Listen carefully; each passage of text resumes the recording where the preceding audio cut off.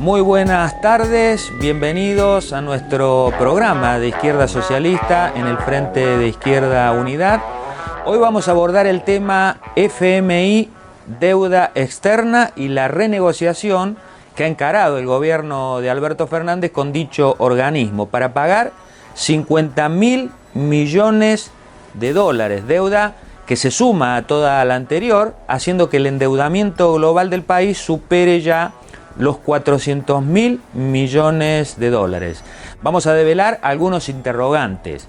¿Hay un FMI bueno, como se lo quiere pintar? ¿Es cierto que el Fondo Monetario nos va a salvar, como dice su titular, Kristalina Georgieva y el presidente Alberto Fernández? ¿Qué se podría hacer con esa plata? Hoy vamos a reproducir conceptos del especialista en el tema deuda externa, Alejandro Olmos Hijo, y también cuál es la salida de fondo que postulamos desde Izquierda Socialista con nuestro compañero economista José Castillo. Vamos a abordar también el tema educación y la docencia hoy con una entrevista a nuestra compañera Mariana Scayola, secretaria general del combativo gremio de ADEMIS de la Ciudad Autónoma de Buenos Aires, y vamos a pasar un video con mujeres de Guernica y las luchas que se dieron en estos días. Vamos al tema central de hoy. Recientemente vino una misión del FMI a la Argentina. Recordemos que ya hay acá en nuestro país un representante permanente del Fondo Monetario con el jamaiquino Trevor Alain a 6 cuadras del Obelisco en oficinas centrales de nuestro país. La delegación se tomó un avión en plena pandemia mundial. Fue una visita presencial. Semejante riesgo para el Fondo Monetario era muy importante. ¿Por qué? Porque el FMI vino a cobrar una deuda usurera y fraudulenta contraída por Macri. Deuda que después, vamos a ver, fue esencialmente a la fuga de capitales y a la bicicleta financiera. La misión del Fondo Monetario fue recibida con beneplácito por el gobierno y los grandes empresarios. Hasta la sociedad rural está de acuerdo en que hay que pagarle esa deuda usurera. El FMI se reunió con la Unión Industrial Argentina, referentes de Juntos por el Cambio, la CGT se reunió con el Fondo Monetario y hasta con Emilio Pérsico y el chino Navarro de los movimientos sociales que apoyan al gobierno, y recibió también el aval de la CTA kirchnerista de Hugo Yasky. Recordemos que esta renegociación de la deuda también tiene el apoyo de Donald Trump, del Papa, Angela Merkel, Macron de Francia y distintos presidentes capitalistas del mundo. Solo el Frente de Izquierda Unidad hizo un acto en repudio frente al Banco Central y solo los diputados del Frente de Izquierda Unidad votaron en contra de las leyes que autorizan endeudarse, por supuesto leyes impulsadas y votadas por el peronismo y el macrismo. Se nos quiere hacer creer que hay un FMI bueno. La CGT hizo una declaración diciendo: este FMI es distinto al de los años 90, al del 2000 y al que pactó con Macri. Ahora es más contemplativo. O sea, para la CGT, el Fondo Monetario con la pandemia habría dejado de ser un organismo usurero imperialista. Los mismos dicen voceros del gobierno. Arranquemos de cero entonces. Veamos, ¿qué es el Fondo Monetario Internacional? El FMI fue creado en 1944 en Estados Unidos. A lo largo de la Segunda Guerra Mundial, Estados Unidos se fue convirtiendo en la principal potencia imperialista. El presidente Roosevelt, para avanzar en la recomposición económica del sistema capitalista, convocó a una conferencia en la pequeña ciudad de Bretton Woods. De esta forma, representantes de 44 países fundaron el Fondo Monetario, donde Estados Unidos tiene en ese organismo el poder de decisión, contando con el mayor porcentaje de votos, incluido el poder de veto. Nacía así una poderosa herramienta imperialista que se transformó en un símbolo mundial de las políticas de endeudamiento y ajuste, privatizaciones, desregulación financiera, flexibilización laboral, devaluaciones, rebajas de salarios y jubilaciones. También el FMI es un vehículo para los negocios capitalistas de los bancos y multinacionales saqueadores. Lo mismo pasa con el Banco Mundial y el Club de París. El FMI es un organismo usurero. ¿Qué quiere decir? Que endeuda a los países como el nuestro de tal manera para que solo se vayan pagando los intereses, nunca el capital, generando así una bola de nieve de nunca acabar. El usurero nunca quiere saldar la deuda, sino que el deudor le siga pagando a lo largo de los años. Esto es lo que ocurrió y ocurre en Argentina y en Latinoamérica. En las últimas décadas del siglo XX fue estallando este perverso mecanismo de manipulación económica y siniestros planes de ajuste. Cada vez más movilizaciones y huelgas generales tuvieron como blanco al Fondo Monetario, pero una y otra vez le intentan lavar la cara. El FMI no cambió, lo muestra Ecuador. Hace un mes y medio, el gobierno de Ecuador de Lenín Moreno acordó un crédito con el FMI a 10 años por $6.500 millones. Lo hizo a cambio de imponer reformas antiobreras y antipopulares. Se subió el IVA, que es el impuesto al consumo popular, del 12% al 15%. Se eliminó la devolución de ese impuesto a las personas de la tercera edad. Se subió el impuesto al salario. Se pactó un enorme achicamiento del gasto social que afectará partidas hoy destinadas a la pandemia, además de la reducción de sueldos de trabajadores estatales y despidos en el sector.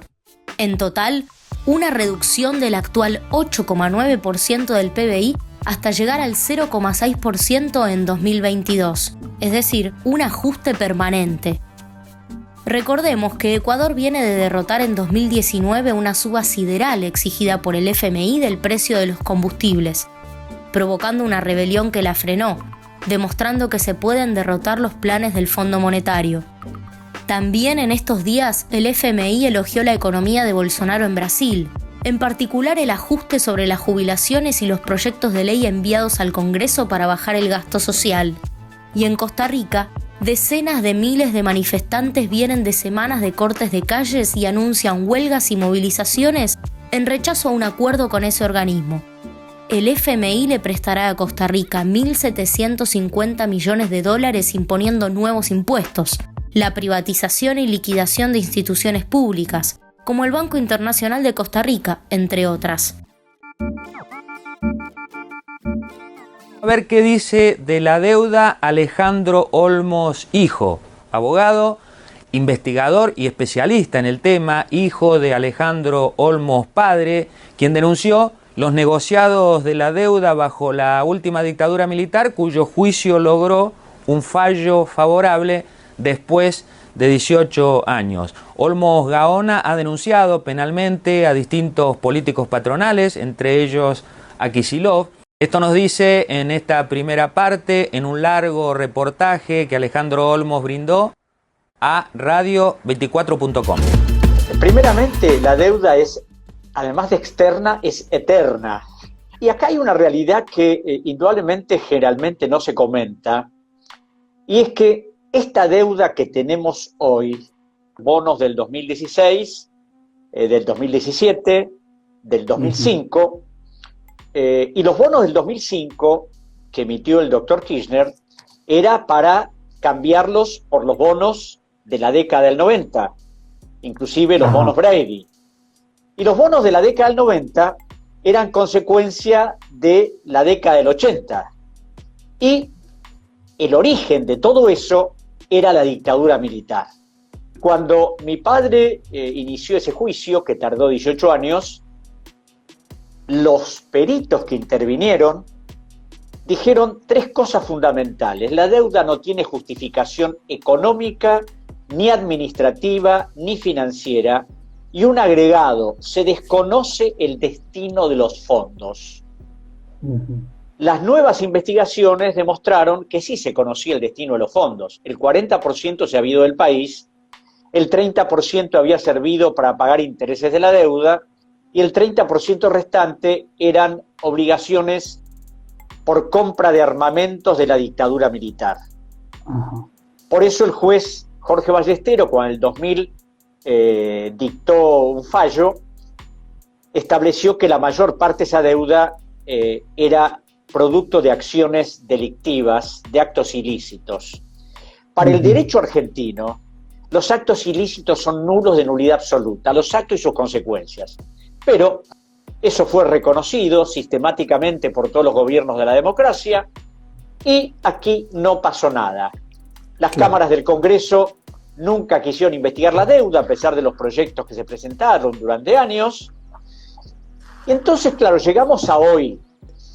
Pero hay un punto clave que también permanece secreto, porque una gran parte de esa deuda original era deuda de empresas privadas. Empresas privadas que a través de seguros de comunicaciones del Banco Central, que comenzaron siendo presidente el doctor Egidio de Anella, después siguió el doctor Domingo Cavallo, después Julio González Solar, decidieron que esas deudas pasaran al Estado hasta la estatización definitiva que se dio en 1985 durante la gestión del doctor Machinea en el Banco Central. Ahora, un Estado puede estatizar deudas privadas si la empresa tiene graves problemas, si puede ir a la quiebra, dejar gente en la calle. El tema clave es que estas deudas no eran deudas reales, fueron deudas en su mayor parte ficticias, contraídas por las grandes empresas del país para beneficiarse. O sea, socializaron una deuda que no existía y, por supuesto, el Estado pagó por esas deudas durante décadas. Esos dólares entraron para favorecer empresas privadas que se los llevaron. Entonces, cuando uno analiza lo que es la doctrina norteamericana, si uno toma en cuenta la doctrina norteamericana de la deuda odiosa, que establece que una deuda que ha sido contraída por un país y no utilizada en beneficio del pueblo de ese país, es una deuda ilegítima y puede ser repudiada. ¿Qué pasó en los últimos 40 años? El origen de la deuda, como bien señala Alejandro Olmos, viene de la última dictadura militar a través de un genocidio y de la mano del imperialismo yanqui y el FMI. Con la dictadura la deuda creció 6 veces y siguió creciendo con todos los gobiernos constitucionales. Alfonsín aplicó enormes planes de ajuste llevándonos a la hiperinflación. Luego vino el gobierno peronista de Carlos Menem en los 90, donde se dio el primer canje. Argentina remató las empresas del Estado para pagar. Nos quedamos sin ferrocarriles, teléfonos, empresas de gas, agua, YPF y la deuda creció el doble. Otro capítulo fue la crisis de 2001 con De la Rúa. Con el denominado megacanje se decía que Argentina se iba a salvar. 2 años después, el gobierno fue echado por el argentinazo al grito del "que se vayan todos", que impuso el no pago de la deuda por varios años.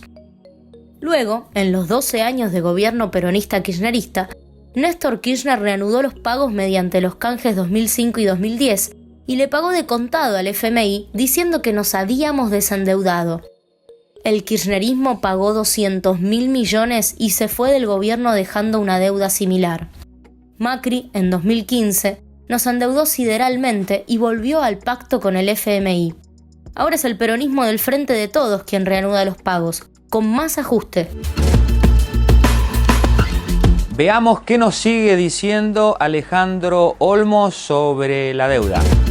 Parece que la grieta, la famosa grieta, para lo que es la deuda no funciona, porque salvo algunas contadas personas, todos dicen que hay que pagarla. Los 2 partidos mayoritarios, el diario La Nación, Clarín, Página 12, TN, C5N, todos dicen contentos con el acuerdo.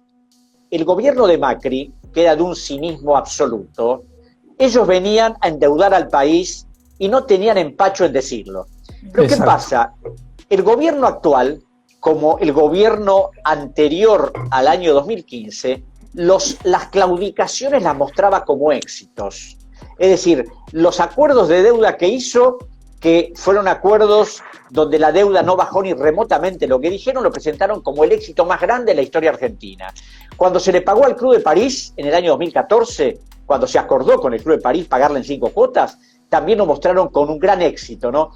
Y de alguna manera, como saben, como dijo Cristina Kirchner, somos pagadores seriales, porque en plena pandemia, en vez de tratar de que la economía argentina no afrontara estos pagos, se les reconoce a los acreedores un montón de cosas, un negocio bárbaro. Yo que he analizado los presupuestos, donde está lo que paga el Estado, veo que siempre el principal rubro es el pago de la deuda. Está por encima de salud, de educación, de planes de vivienda, de ciencia y tecnología. El error cuando se dice hoy la deuda de Macri, y todo el oficialismo, legisladores, senadores, todos, la deuda de Macri. Siempre corrijo, no señor, no es la deuda de Macri.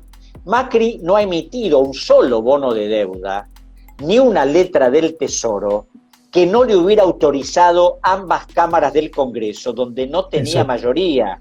Y los que votaron ese endeudamiento, Peronismo Federal, el Frente Renovador, los partidos provinciales, inclusive en la emisión de bonos del 2016 para los buitres, hasta 20 senadores del Frente para la Victoria votaron a favor. Al fondo hay que pagarle 44.000 millones de dólares, una cifra enorme, y 5.000 millones de intereses. Pero claro, el fondo no va a negociar con nosotros sino a través de lo que hace siempre, condicionalidades. Y las condicionalidades del fondo son las habituales: flexibilizaciones laborales, rebajas jubilatorias, lo que ha pasado en los 20 y pico de acuerdos del fondo que hemos firmado durante nuestra historia de los últimos 45, 50 años. El Fondo Monetario, además, ahora dicen que es bueno, que Cristalina Georgieva antes era malo. Es una persona más amable, que se fotografía con Guzmán, que hace una serie de consideraciones, ha respaldado este acuerdo, y el fondo es el mismo de siempre. El fondo exige y condiciona, y que sea el mismo. Primero, por otra parte, cuando hablan de la señora Georgieva, ella es una empleada del fondo. El que decide en el fondo es el directorio, que responde a la Junta de Gobernadores. Y en la Junta de Gobernadores, ¿quién decide? Estados Unidos, Alemania, Francia, Gran Bretaña. Entonces, y Estados Unidos, que tiene la mayor cantidad de cuotas partes en el fondo, porque lo que tiene es tanto que hasta puede ejercer el poder de veto. No esto de ahora, donde todo se relativiza, donde hay que estar en la modernidad o en la posverdad, como dicen ahora, y esa posverdad que significa que la Argentina siempre continúe con su proceso acelerado de decadencia. En Argentina, el gobierno de Alberto Fernández ya está aplicando un ajuste bajo las recomendaciones del FMI. El presupuesto 2021 que mandó al Congreso reduce el actual déficit fiscal del 8,5 del Producto Bruto Interno al 4,5. Un recorte enorme, el más grande desde 2002. Por ejemplo, el gobierno ya no pagará el año que viene el IFE, aunque ya era miserable. También va a volver a reducir las jubilaciones con una ley de cambio de movilidad, atando los futuros aumentos a la variación del salario y la recaudación, que están en baja, no a la inflación, un nuevo robo jubilatorio. También acordó un salario mínimo vital y móvil con la CGT, la CTA, los grandes empresarios, llevándolo a 21.000 pesos y en cuota, la mitad de la canasta de pobreza, uno de los más bajos de Latinoamérica medido en dólares. Y los aumentos a los trabajadores estatales y en las paritarias son por debajo de la inflación. Y a fin de año las tarifas van a subir un 30% entre tantas exigencias que hace el Fondo Monetario Internacional y Alberto Fernández cumple, más todas las exigencias que volverá a imponer dicho organismo cuando se firme el acuerdo en los próximos meses. ¿Qué decía Alberto Fernández de la deuda contraída por Macri? Macri pedía dólares para vender dólares con los que se facilitaba la fuga. Una reciente investigación del Banco Central certificó que de los 103.000 millones de dólares que nos endeudó Macri, 86.000 millones de dólares fueron a la fuga de capitales, o sea, 8 dólares de cada 10, concentrándose el 67% de esa fuga en el 1% de las empresas y el 1% de los capitalistas que compraron dólares. La pregunta es, ¿por qué Argentina, y en especial los trabajadores, tienen que pagar una deuda que fue a la bicicleta financiera? ¿Por qué pagar una deuda que el pueblo no vio? Donde ni un peso fue para salario, trabajo, salud o vivienda. ¿Por qué el gobierno se la pasa hablando contra la derecha de Macri y le avala un pacto mafioso con el FMI firmado a espaldas del pueblo trabajador?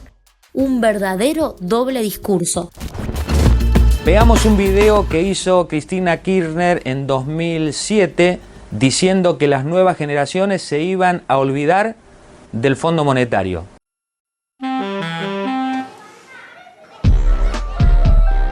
mí me parece que el FMI fuera una banda de caballos. El FMI es un satélite que chocó contra la luna. FMI es un país que es todo al revés. ¿Qué? Del FMI. Y no sé qué puede ser para mí. Es el FMI paseando a su perro. El FMI es un lugar donde hay muchos animales. Cuac, cuac, soy un pato. Cuac, cuac. Logramos que tus hijos y los hijos de tus hijos no tengan idea de lo que significa el FMI. Ahora falta que del exterior, en vez de prestarnos, vengan a invertir cada vez más. Sabemos lo que falta. Sabemos cómo hacerlo. Cristina, Cobos y vos. Conclusión. El FMI pactó con Macri y el actual peronismo gobernante, donde encuentra a Cristina Kirchner en la vicepresidencia, va a perpetuar el nombre Fondo Monetario para las Nuevas Generaciones con más ajuste. ¿Qué se podría hacer con los 50.000 millones de dólares que se le van a pagar al FMI?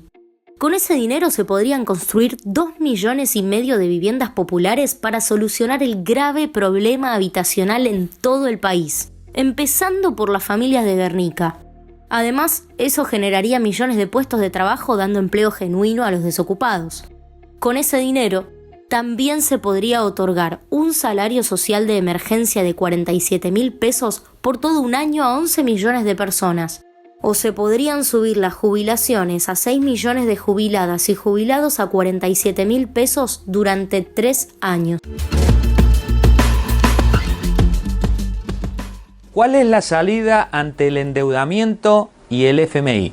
Eric Toussaint, de la red internacional que aboga por la anulación de la deuda del tercer mundo, dice, textual, es necesario declarar la suspensión inmediata del pago del capital y de los intereses de todas las deudas soberanas. Sin embargo, el gobierno de Alberto Fernández no cumplió con esa acción, dice Toussaint, y sigue. Los acuerdos firmados con el FMI son nulos porque son contrarios al interés del pueblo y de la nación. Hay que romper definitivamente con el FMI. Y finaliza sosteniendo, los estados pueden decretar de manera unilateral la suspensión del pago de la deuda, respaldándose en el derecho internacional y especialmente en 3 argumentos. El estado de necesidad, el cambio fundamental de circunstancias y la fuerza mayor. Le preguntamos a nuestro compañero economista y dirigente de Izquierda Socialista, José Castillo, cuál es la salida que propone nuestro partido. Desde Izquierda Socialista volvemos a insistir, no hay ninguna salida de la mano del FMI, no hay ningún plan económico sustentable, como nos quiere hacer creer el gobierno, pagando la deuda y avanzando en acuerdos con el fondo. Dentro de 2 años, los vencimientos de deuda otra vez van a ser insostenibles. Pero esto no es de ahora, esto es lo que nos muestra la historia. La Argentina, desde que entró al Fondo Monetario Internacional en 1956, hizo 21 acuerdos. 21 acuerdos que todos implicaron terribles planes de ajuste y todos terminaron mal.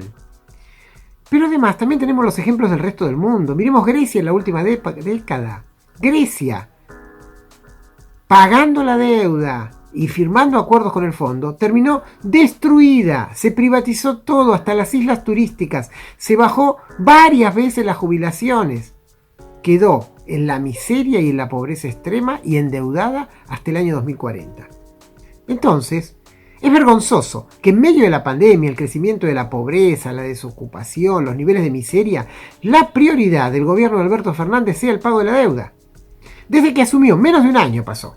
y ya pagó 4.500 millones de dólares a los usureros internacionales. Y después se metió en un acuerdo con esos usureros y desde la primera oferta a la oferta final le agrandó la propuesta de pago en 15.000 millones de dólares.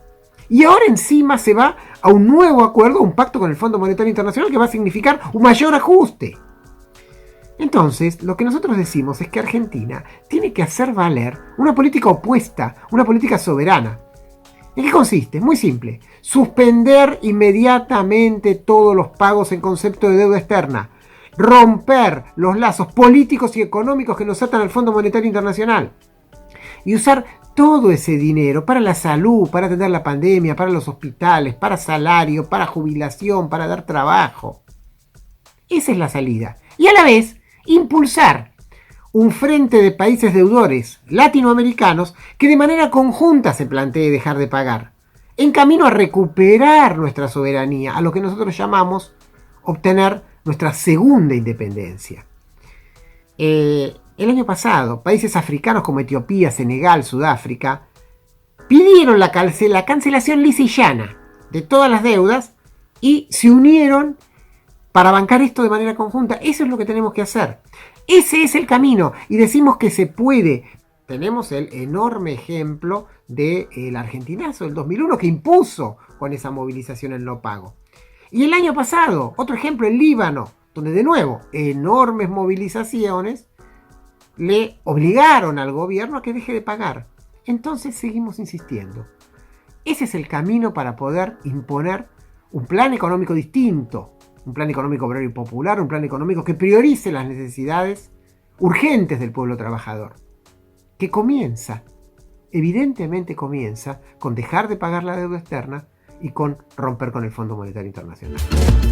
Esta es la salida por la cual peleamos desde Izquierda Socialista en el Frente de Izquierda Unidad. Por eso en las luchas y en el Congreso Nacional planteamos el no pago, como lo hicimos con el proyecto de ley de nuestra compañera diputada nacional y delegada ferroviaria Mónica Schlotauer. Al no pago de la deuda lo entendemos como una primera medida de otro plan económico, obrero y popular al servicio de combatir los graves problemas estructurales, el hambre, la pobreza, la desigualdad social y sacar de la postración a nuestro país.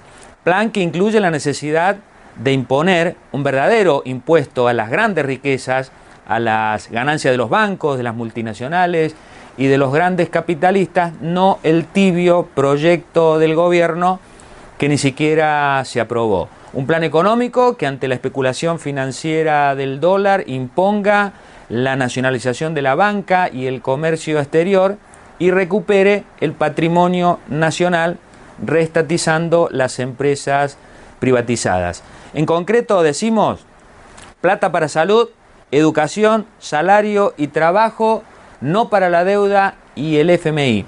Y ante la decepción de propios votantes de Alberto Fernández, de Cristina Kirchner, por recibir al FMI y pagar la deuda fraudulenta contraída por Macri, los llamamos a sumarse a fortalecer otra alternativa política de los trabajadores y de la unidad de la izquierda, como estamos haciendo desde Izquierda Socialista con el Frente de Izquierda Unidad, para luchar por una verdadera salida de fondo.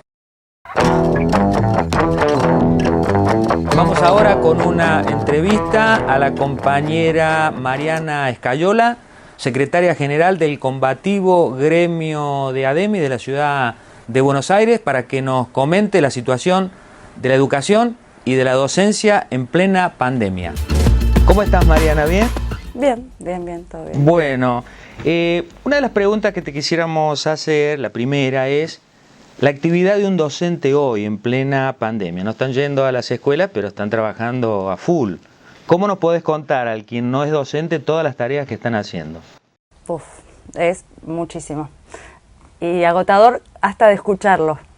En medio de la pandemia hemos tenido que reinventar, improvisar y en ese marco aprender a usar plataformas nuevas, pensar cosas nuevas para los pibes, de qué manera llegar. Hemos tenido que implementar distintas estrategias, por ahí cuadernillo papel, por ahí WhatsApp, reacomodar también los horarios de trabajo en función de las necesidades de los chicos. Así que es muy agotador, una sobrecarga importante de trabajo para los docentes y además con muchas dificultades técnicas concretas y materiales, ¿no? La falta de equipos, la falta de conectividad ha sido un distintivo del último tiempo. Familias que comparten un celular entre varios, que tienen que esperar que la familia llegue del trabajo para poder usar el celular y bien ver qué hijo lo usa primero, pero también las docentes, ver en qué momento podíamos compartir con nuestros hijos para que hicieran las tareas y al mismo tiempo sostener el trabajo virtual. Los que se llevan la materia son Alberto Fernández, Larreta, Acuña, Kicillof en provincia de Buenos Aires, y a nivel nacional ninguno de los gobiernos ha garantizado conectividad ni equipo para docentes ni para estudiantes. Sí, o sea, los que han aprobado el año son ustedes, los docentes por un lado, y los chicos que con todas las dificultades que vos planteás pudieron aprender algo. Un enorme esfuerzo de docentes y de familias fundamentalmente. Contanos, Mariana, qué posición tiene tu gremio, ADEMIS, sobre la política del ministro Trota, Alberto Fernández, la política de la ministra Acuña, de Larreta en la ciudad de Buenos Aires, con el tema de la presencialidad, o sea, volver a dar clases en las aulas. Bueno, nosotros estamos rechazando la vuelta a la presencialidad, denunciando además el cambio de política que ha tenido Trota, de pasar a decir que íbamos a volver con cero o nula circulación del virus, a ahora volvemos sin vacuna, no pasa nada, armamos un semáforo de acuerdo a la situación sanitaria, pero que realmente nosotros consideramos que pone en riesgo a las familias y a los estudiantes. Con ese aval es que Acuña puede hacer el plan de presencialidad que ya venía planteando prácticamente después del receso de invierno. Rechazamos en este momento, con la cantidad de contagios que hay, estamos superando el 1.000.000 de contagios, miles por día, fallecimientos que contamos de a cientos. En este momento, volver a las escuelas es poner en riesgo a las familias, a los docentes, a los estudiantes. Es una medida que está tomando el gobierno para publicitar una vuelta a clases que por otro lado la comunidad está rechazando. Estas famosas burbujas que se están intentando armar en la ciudad de Buenos Aires no se han podido garantizar por parte del gobierno, en gran parte por el rechazo de la docencia, pero además con el acompañamiento de las familias que no están mandando a los chicos a las escuelas a exponerse, a contagiarse, y que siguen reclamando junto con nosotros lo que decíamos, ¿no? La conectividad y equipos. Claro, y uno dice, yo recuerdo antes de la cuarentena o al principio de la cuarentena, que ya estaban ustedes denunciando cómo estaban las escuelas en ese momento, y creo que Docentes en Marcha se había dicho, cuando se vuelva a las escuelas, que estén en condiciones las escuelas. Hoy, de volver a las escuelas, se le agrega a su vez que las escuelas, muchas están en situación deplorable, con problemas edilicios y demás, ¿no? La situación de infraestructura de las escuelas es anterior a la pandemia, como vos bien señalás. Bueno, tenemos el caso de Sandra y Rubén, en la provincia de Buenos Aires, en Moreno, pero esa situación se extiende a nivel nacional, que tiene que ver con la falta de inversión en educación y en infraestructura específicamente. No nos va a sorprender que en este contexto los docentes han tenido que, por ejemplo, mientras que se realizaban las entregas de alimentos, tener que llevar sus propios elementos de higiene, la máscara, el alcohol en gel. Nada se ha garantizado en ese sentido desde los gobiernos, ni tampoco se está planteando que un plan de infraestructura para una eventual vuelta cuando las condiciones sanitarias lo ameriten. Que hay que ser claros que la política aperturista no solo de Acuña y de Larreta, sino también de Kicillof en provincia de Buenos Aires con el programa TR, tanto el gobierno nacional de Trota como Kicillof, como en la ciudad Acuña y Larreta, utilizan a los docentes, a las escuelas como guarderías para su política aperturista y que los trabajadores tengan donde dejar a los chicos. Contanos, Mariana, el tema salarial, porque, bueno, viste que aumentan todos los días las cosas, las referencias que hay, las que tomamos nosotros en nuestro partido, es los compañeros de ATE-INDEC que dicen una familia tipo debería tener un ingreso de 72.000 pesos. Se publicita mucho la canasta familiar para no caer en la pobreza de 47.000 pesos. ¿Cómo está el salario de los docentes hoy y la pelea que están librando alrededor de las paritarias? A nivel nacional, muy mal. CETERA acordó con Trota al inicio del año un salario de 23.000 pesos con la mitad, el 50% en negro. Y después cada gobernador mantuvo o empeoró esa oferta que contó con el aval de la CETERA, reitero. En Chubut la situación es escandalosa, los docentes pasan meses sin cobrar. En Santa Cruz están con medidas de fuerza, están con paros, reclamando por salario. En Santa Fe estaban sin aumento desde 2019 y les ofrecieron un bono miserable de 5.000 pesos. Bueno, en provincia de Buenos Aires acaba Baradel de aceptar una propuesta por debajo de la línea de pobreza que le hace Kicillof y por eso están saliendo a luchar los UTEBAs multicolores. No es la excepción la ciudad de Buenos Aires, venimos con un salario básico de 32.000 pesos, como vos decías, muy por debajo de lo que se considera lo que se necesita una familia para vivir. En ese marco tenemos que conseguir 2 y hasta 3 cargos para poder sostener a nuestras familias. Estamos exigiendo la apertura de las paritarias y un aumento de emergencia acorde a la canasta familiar. Muy claro, Mariana. Te hago la última pregunta. ADEMIS es un sindicato combativo que ha ganado mucha autoridad, no solo en la Ciudad de Buenos Aires, sino a nivel nacional. ¿Qué diferencia o qué planteos ha hecho ADEMIS y qué rol ha jugado la burocracia sindical peronista en la Ciudad de Buenos Aires? Bueno, hace años que la UTE, que es el sindicato peronista en la ciudad, critica al macrismo y sin embargo ha dejado pasar no solo ajustes a nivel salarial, sino las reformas del macrismo en la Ciudad de Buenos Aires. Le han votado todo en la legislatura y como sindicato no han salido a enfrentarlo. Ha sido ADEMIS que mediante asambleas, movilizaciones, caravanas, digamos, ha salido fuertemente en oposición a las políticas de Larreta. Pero además, ADEMIS es un sindicato que se referencia dentro del sindicalismo combativo, participamos en el plenario del sindicalismo combativo y en ese sentido impulsamos no solo la democracia sindical, las asambleas para tomar las decisiones, sino que además somos solidarios y estamos y estuvimos, sobre todo durante este año, en la mayoría de las luchas. Hemos aportado más de 200.000 pesos del Fondo de Huelga de ADEMIS a las luchas de la TAM, de Penta, de Plusmar. Bueno, podría seguir. Hemos llevado una donación de alimentos a Guernica, hemos estado ahí en las tomas de Guernica. Yo decía que el peronismo ha sostenido al gobierno de Macri y de Larreta ahora en la Ciudad de Buenos Aires. Sacan flyers, pero no le ha hecho ni un paro a Larreta, no ha estado en la legislatura cuando se aprobó la ley de emergencia, que es la que habilita el congelamiento de salarios y el recorte presupuestario en un montón de aspectos. Ha sido ADEMIS, junto a juntas internas combativas de ATE, junto al plenario sindical combativo, que ha estado en las calles en ese momento. Ahora tenemos una gran pelea por delante, que es pincharle la burbuja de la presencialidad a Acuña. Es mentira que el gobierno se preocupa por la educación de los chicos y las chicas. Somos los docentes los que estamos saliendo y desde ADEMIS a defender la salud de docentes, familias y estudiantes. Es mentira que está volviendo las clases presenciales. Son unas pocas escuelas con muy pocos alumnos, las familias se están negando e impulsamos a toda la comunidad, a los docentes, a seguir rechazando, a cuidar la salud, la vida, y por eso vamos a garantizar medidas gremiales para los docentes que no quieran presentarse en las escuelas y que los estudiantes y las familias no vayan y no se hagan presentes en la escuela. Por eso los docentes decimos que plata hay y la queremos para salario, salud y vivienda, no para el pago de la deuda.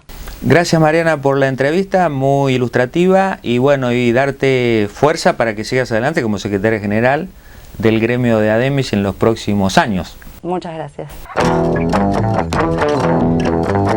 Ahora vamos a mostrar un emotivo video que hicieron nuestras compañeras de Isadora con mujeres en la ocupación de Guernica.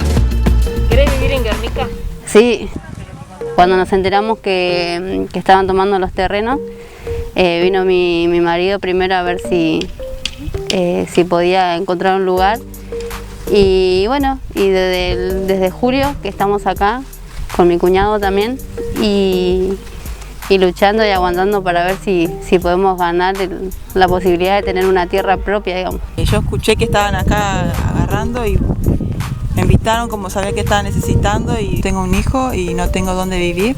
Cuando me enteré que estaban tomando este lugar, decidí en arriesgarme y poder venir.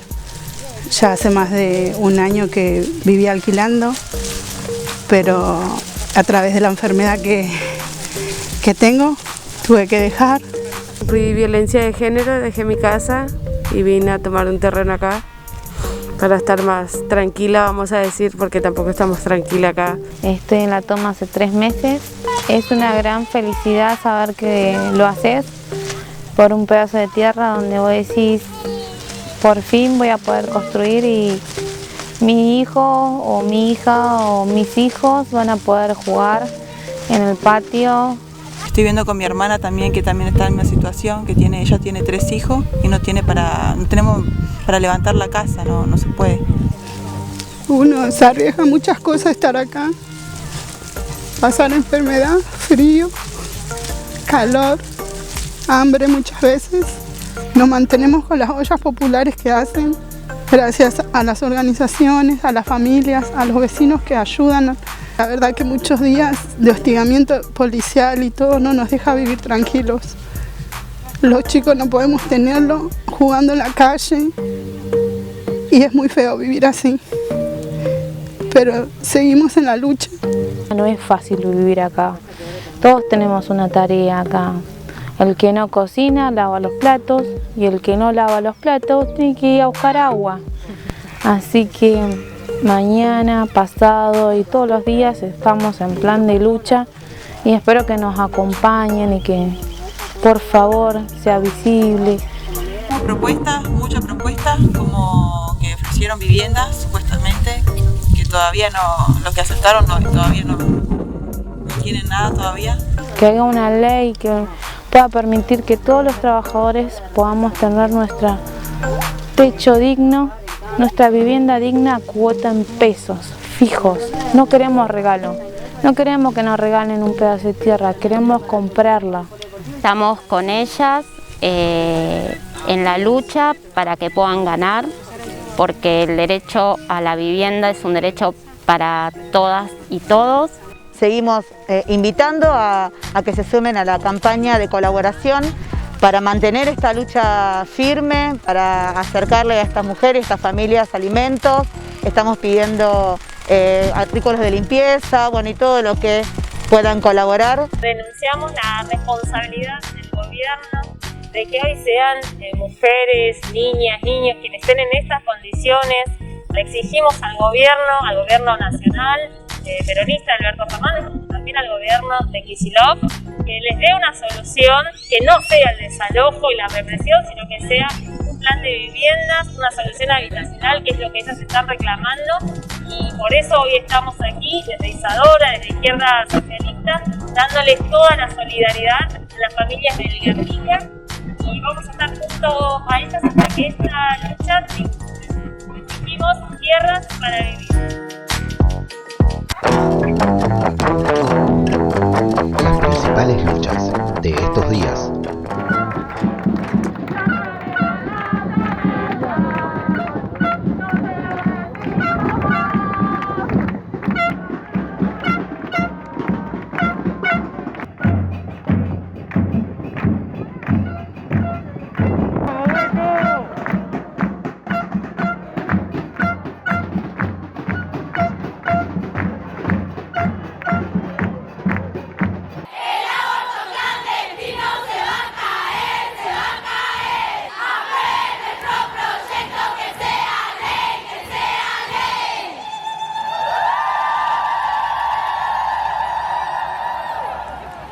cada hospital trajo su representación, su gazebo, sus pancartas con sus consignas, con sus compañeros que hacen guardia y se relevan durante la jornada. Salen de trabajar y vienen a acompañar a quienes están desde la mañana garantizando el acampe de enfermería aquí frente al Congreso. Estamos acá en el Obelisco desde Ambiente en Lucha en una actividad contra el acuerdo con la dictadura capitalista china por la mega fábrica de cerdos, contra los incendios que están desarrollándose en 14 provincias del país, contra la megaminería, contra el fracking, una política del gobierno de Alberto Fernández del Frente de Todos totalmente destructiva y nociva para el medio ambiente, que tiene cada vez más hechos que engrosan la lista de cuestiones por las que estamos saliendo a la calle a reclamar. Todas las veces que haya actividades, la próxima es el 3 de noviembre, es muy importante estar movilizados y luchando. Las principales luchas de estos días. Te recomendamos estas publicaciones y estos libros para leer en estos días. Para conocer más sobre las propuestas de la izquierda: Deuda externa, colonización, miseria y corrupción. Esta revista repasa el carácter excepcional de lo que conocemos como deuda externa. Nahuel Moreno en 1983 la denominó como la expresión más tremenda de la explotación imperialista sobre el país y el pueblo. Si seguimos pagando, no habrá recuperación económica, ni salario, ni trabajo. Un documento valioso para comprender, desde la dictadura hasta hoy, el rol de todos los gobiernos patronales y la deuda. Además, lanzamos una nueva edición del Programa de Transición, el texto fundacional de la Cuarta Internacional, elaborado por León Trotsky para caracterizar la actual etapa de crisis capitalista imperialista y definir las tareas a llevar adelante por los socialistas revolucionarios. Disponibles en todas las plataformas digitales. Podés consultarnos los medios de pago y las entregas por WhatsApp al 11 62 58 85 23 o buscanos en Mercado Libre. La izquierda no se detiene. Ahora nos despedimos. Gracias por haberse conectado y compartido este nuevo programa de Izquierda Socialista. Nos vemos en la próxima.